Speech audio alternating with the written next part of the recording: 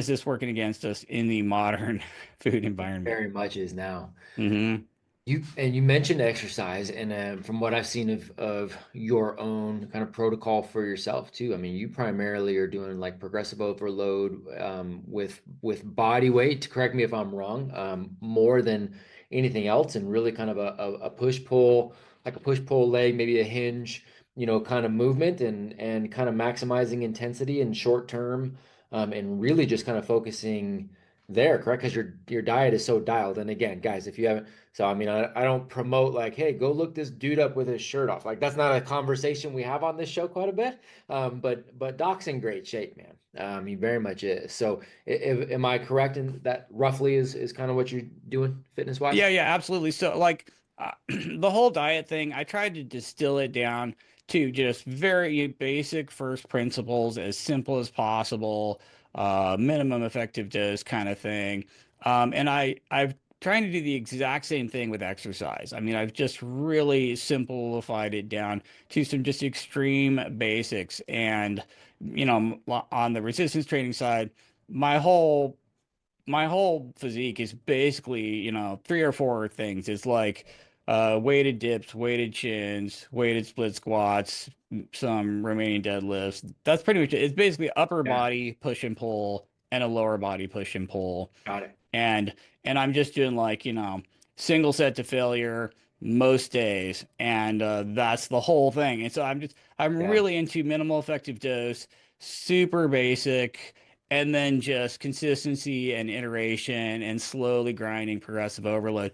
But I really don't think that people need more complicated workout regimens. And yeah, everybody's like massively overcomplicating all of it. Resistance training, cardio.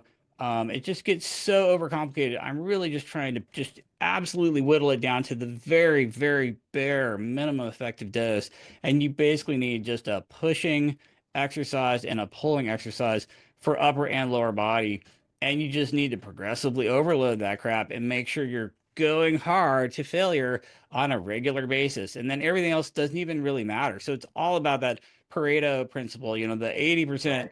80/20. of results from 20% of effort. And I'm just like totally into that for both diet and exercise. So there's very few things you just have to do, but if you just do those bare minimum things, that your return on investment is off the charts.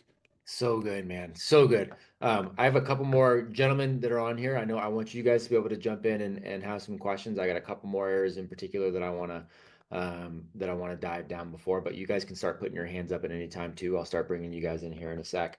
Taking a look at the macronutrient, micronutrient profile of somebody's diet and taking a look at that minimum effective dose on the fitness side of it. One of the things that is obvious is there's a big social push for how do you, I mean, how do you look and how does, what is the body fat percentage and all that. And I get that. And I get those as markers of health.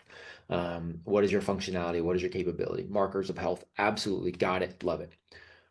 What other markers of health do you particularly look at with your patients too? And so, and this isn't a loaded question or rhetorical by any means. It's genuine curiosity. Like, how are you looking at um, all of this work as it relates to disease, or all of this work as it relates to, hormone profiles and taking a look at blood work, or, are there any correlations that you spend more time on than others? And that's a genuine question. I don't know how you look at it. Yeah.